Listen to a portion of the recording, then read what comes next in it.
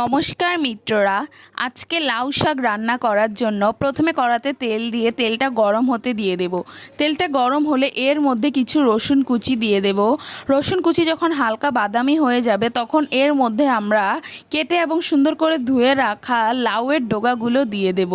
লাউয়ের ডগাগুলোকে প্রথমে যদি আপনারা ভেজে নেন তাহলে এটা খেতে খুবই ভালো লাগবে।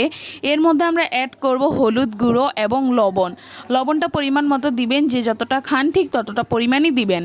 এটা দিয়ে ভালোভাবে ডোগার সাথে এগুলো মিশিয়ে সুন্দর করে ঢাকনা দিয়ে এগুলো সিদ্ধ হতে দিয়ে দেব। এগুলো যতটা ভালো সিদ্ধ হবে আপনাদের শাকটা খেতে ঠিক ততটাই ভালো লাগবে। একটু লবণ লবণ লাগবে, খেতে খুব দুর্দান্ত লাগবে। আপনারা অবশ্যই প্রথমে এভাবে সিদ্ধ করে নেবেন। চাইলে আপনারা একটু জল অ্যাড করতে পারেন, তাহলে ডোগাটা ভালোভাবে তাড়াতাড়ি করে সিদ্ধ হয়ে যাবে। জলটা শুকানো পর্যন্ত ওয়েট করতে হবে।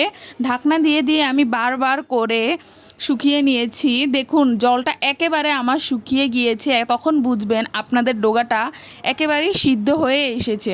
তারপর আমি সুন্দর করে কেটে রেখে দিয়েছিলাম ডোগার শাকগুলোকে ভালোভাবে আমি দিয়ে দেব। দেখুন শাকগুলো কিন্তু কতটা, কিন্তু পরে দিয়ে খুব কম হয়ে যাবে এই শাকগুলো। আসলে শাকগুলো থেকে জল ছাড়বে, জল ছেড়ে শাকগুলো সিদ্ধ হয়ে যাবে। আর এখানে এক্সট্রা কোনো জল দেওয়ার প্রয়োজন নেই। আপনারা এই শাকের জল দিয়ে এখানে শাকটা সিদ্ধ হয়ে যাবে। এবং আমি কয়েকটা কাঁচামরিচ অ্যাড করেছি। আমাদের যেহেতু ঝাল বেশি খাওয়া হয় তাই আমি কাঁচামরিচটা বেশি দিয়েছি। আপনারা যে যতটা ঝাল খান ঠিক ততটা পরিমাণে কাঁচামরিচ দিবেন। দেখুন আমার এখানে জলটা পুরোপুরি শুকিয়ে গিয়েছে। জলটা শুকিয়ে গেলে আপনারা বুঝে যাবেন যে আপনাদের শাকটা পুরোপুরি হয়ে গিয়েছে। দেখুন শাকের রঙটা কতটা সুন্দর হয়েছে। আমাদের শাকটা রান্না হয়ে গেছে।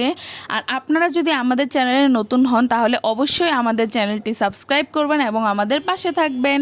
দেখুন আমাদের শাকের রঙটা কত সুন্দর হয়েছে। অবশ্যই বাসায় আপনারা ট্রাই করবেন এভাবে। টাটা।